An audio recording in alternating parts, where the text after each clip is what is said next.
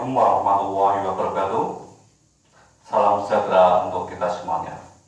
Sahabat channel Pintar Catur yang berbahagia, pada kesempatan ini kita bertemu lagi di episode yang keempat. Di episode yang keempat ini kita akan belajar bagaimana cara kita mematkan raja lawan atau mematikan raja lawan. Tentunya dengan berbagai cara. Nah, mari segera kita mulai. Mematikan raja lawan adalah salah satu cara di mana kita akan mencapai kemenangan di dalam suatu permainan catur. Nah, untuk itu kita harus tahu caranya dan kita harus paham persis bagaimana atau seperti apa raja itu, raja lawan itu kita matikan. Yang pertama, kita menggunakan perwira berat, salah satu perwira berat yaitu menteri. Umpamakan raja lawan itu adalah hitam, raja hitam ini di sini. Kemudian menteri, raja putih, raja milik kita di sini. Kemudian ini menteri, kita taruh di sini saja. Nah, upaya kita untuk mematikan raja lawan yang paling cepat, yang paling benar, itu seperti apa? Nah, mari kita pelajari mohon diperhatikan. Umpamanya ini adalah langkah putih, ini menteri. Menteri yang dibantu oleh raja. Kalau menteri sendirian, maka tidak akan bisa. Harus ada bantuannya. Nah, pada saat ini dibantu oleh raja. Nah, yang paling cepat adalah dengan berjalan membatasi baris ini, membatasi baris ketujuh ini. Maksudnya apa? Supaya raja tidak bisa bergerak naik terbatas dipagari seperti ini. Hanya bisa ke langkah baris yang lain, petak yang lain, hanya di barisan, tidak bisa dilajur. Umpamanya ke sini juga terancam oleh menteri, jadi hanya bergeser ke sini. Kemudian sekarang adalah peran raja. Peran raja yaitu membantu, membantu menteri. Menteri raja putih ini, langkah yang paling tepat adalah di sini. Nah, raja ini maksudnya membantu ke petak putih ini, ke petak F7, kemudian ini E7, kemudian ini D7. Jadi 3 ini. Jadi kemanapun raja hitam bergerak, pasti akan mat atau mati. Misalnya raja itu melangkah ke sini, ke petak D8, maka langkah yang paling tepat untuk kita dalam mematkan raja hitam atau mematikan raja hitam adalah ke petak D7 ini, ke petak D7 ini dengan dibantu oleh raja. Nah, raja hitam ini mati, tidak bisa kemana-mana. Semuanya daerah langkahnya terancam. Nah, kemudian selain itu langkah tepat lagi kemana? Ke sini. Nah, ini ke B8 juga sama, tidak bisa semuanya. Jadi ini raja hitam mat, mat. Kalau melangkah ke sini juga begitu. Cuma langkah satu-satunya mat kalau ke sini itu ke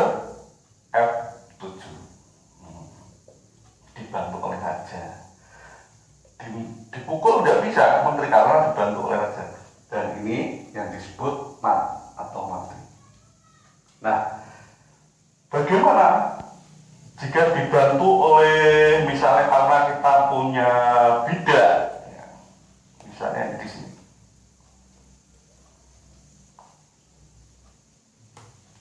Kita punya bidak. Ini orang umum ya sering menyebutnya pion, boleh juga disebut pion, tetapi di dalam buku-buku catur modern yang berbahasa Indonesia ini disebut sebagai bidak, untuk bisa diingat ya. Ya boleh saja kita menyebut pion, tetapi bukan di literasi modern ya, modern atau di buku. Nah, langkah yang paling tepat melihat posisi seperti ini ya, kemana? Langkah yang paling tepat bagi kita dalam langkah adalah menteri ke sini ya, ke D7 ini. D7, jadi lajur D baris ke-7 di sini. Supaya apa? Supaya raja tidak bisa keluar dari barisan ini karena sudah dipagari, dan sekaligus juga mengancam ke sini ya, ke F7 ya, ke F7. Nah, satu-satunya jalan bagi raja lawan yaitu melangkah ke G8 ke sini ya. Nah, sekarang langkah kita ke F7, raja ke H8, baru disekat ke H7 mati ya, atau ke F8 mati juga karena terancam oleh bidak putih ini, bidak kita atau pion kita ya. Nah gitu,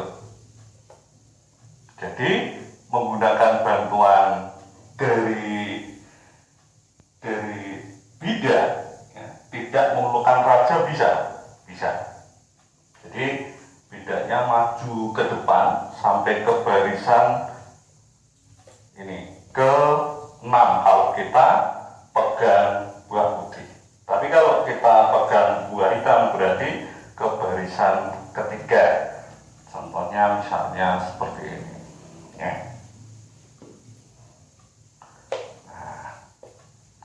Misalnya ini rajanya di sini, terus menteri di sini mati, berarti di barisan ketiga. Oke, sekarang kita berlanjut ya ke perwira berat lainnya yaitu benteng. Nah, jika kita menggunakan benteng, kita awali dengan menggunakan dua benteng.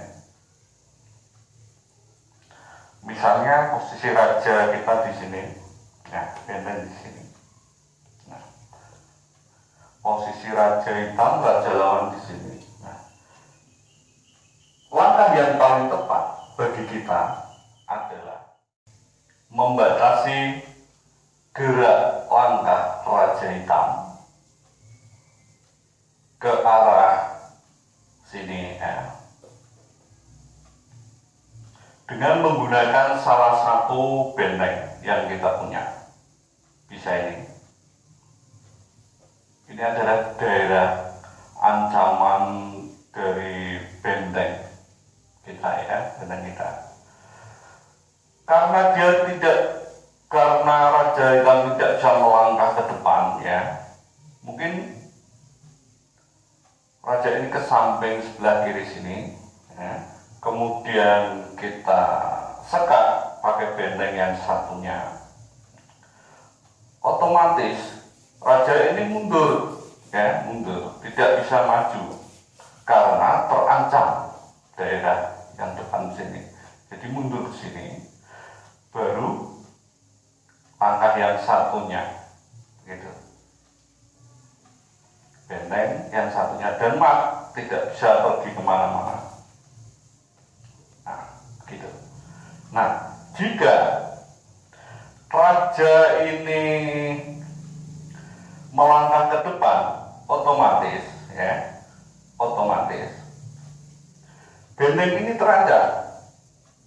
Maka benteng yang satunya tidak bisa langsung ke sini karena benteng yang satu akan dipukul oleh raja. Tidak ada bantuannya karena benteng ini tidak bisa membantu. Langkahnya kan hanya mendatar saja, dia tidak bisa membantu.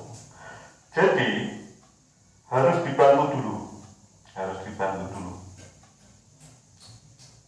Nah, karena raja ini tidak bisa ke depan dan tidak bisa memukul benteng, maka raja ini akan bergeser atau mundur. Kalau bergeser, kita sekat pakai salah satu benteng.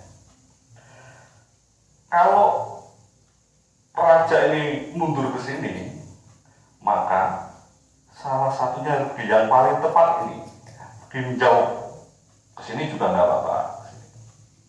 Maka otomatis raja ini bergeser ke sini, tidak bisa maju, tidak bisa bergeser ke sini juga ke kanan, karena daerahnya terancam oleh benteng yang satunya. Bisanya hanya bergerak ke kiri. Maka tugas benteng yang satunya, yang ini, yang di B6 ke B8. Nah, sekat. Dan ini raja hitam akan mati. Kalau pakai yang ini tidak bisa karena lepas, tidak bisa. Harus pakai yang ini, inilah yang paling tepat. Nah, maka mati. Ini kalau kita menggunakan dua benteng. Bagaimana kalau satu benteng, misalnya punyanya ini di sini, raja di sini. Nah, apa yang harus kita lakukan? Yang pertama apa? Membatasi gerak dari laju raja ini ke depan.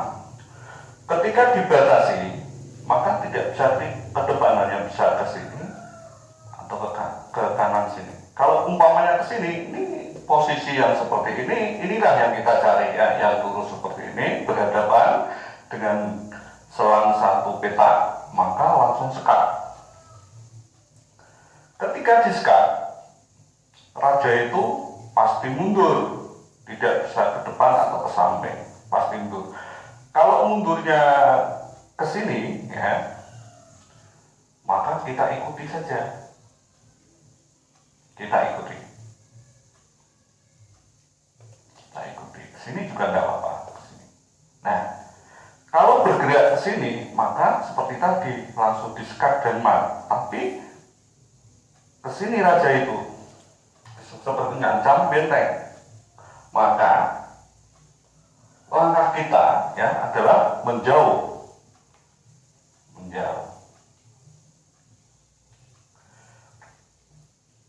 Kalau raja itu mendekat, belum bisa langsung sekat, maka akan lepas.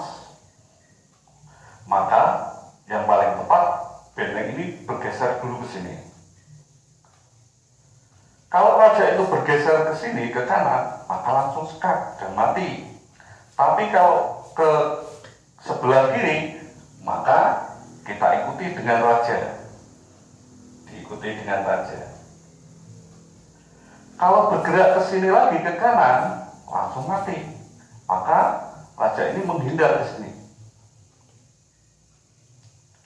Lalu kita ikuti lagi. Nah, ini bagi hitam, raja hitam, tidak ada jalan lain selain kegelapan, bergeser ke kanan. Dan inilah, ya, yang dicari, posisi seperti ini, berhadapan, langsung disekat pakai benteng dan mati. Dan itu artinya pemain lawan atau pemegang buah hitam kalah karena rajanya mati, tidak bisa bergerak. Nah, itu tadi dengan benteng satu ternyata bisa, tetapi dibantu oleh raja. Kalau dibantu oleh pion satu misalnya di sini tanpa bantuan raja seperti menteri tadi, bagaimana? Ternyata masih lepas, tidak bisa. Nah, itu berbeda. berbeda, sama-sama perwira berat ya, tapi ya, kekuatannya lebih kuat menteri, karena kalau sekat di sini tidak mati. Jadi hanya satu pion yang membantu tidak akan mati. Jadi harus butuh bantuan yang lainnya, raja misalnya di sini mati itu. Ya seperti itu. Atau di sini sekarang. Jadi pion satu seperti tadi dengan mati ternyata tidak bisa. Jadi harus butuh bantuan raja. Jadi seperti itu. Kalau dengan bantuan perwira lain, ya, perwira lain ini dua catur lain perwira, ini gajah ya, masih ingat, satu saja misalnya, juga ternyata tidak cukup karena masih lepas, jadi masih butuh bantuan raja,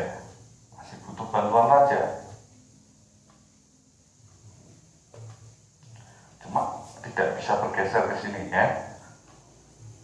Masih butuh bantuan raja, seperti itu. Misalnya ini di sini bedanya, kalau ada gajahnya ini sudah bisa diskakmat posisi seperti, karena terancam daerah, terancam mau ke sini tidak bisa. Tapi kalau tidak ada gajah masih bisa lepas. Nah itu. Dengan kuda bagaimana ya? Dengan kuda bisa membantu juga ya. Kuda bisa membantu, tapi kuda saja juga tidak cukup. Ya, kuda saja ternyata tidak cukup ya. Kuda saja ternyata tidak cukup. Misalnya di sini skak. Lepas, tidak cukup.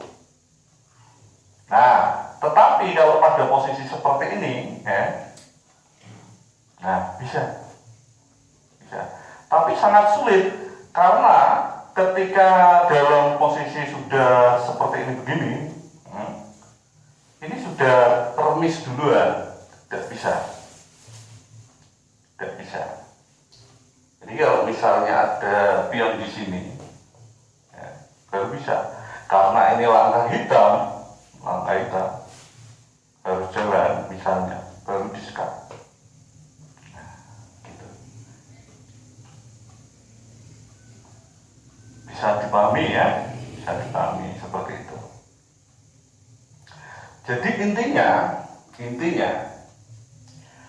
kalau kita mau memenangkan pertandingan itu kita harus amati ya, perhatikan raja itu posisinya ya, harus kita tekan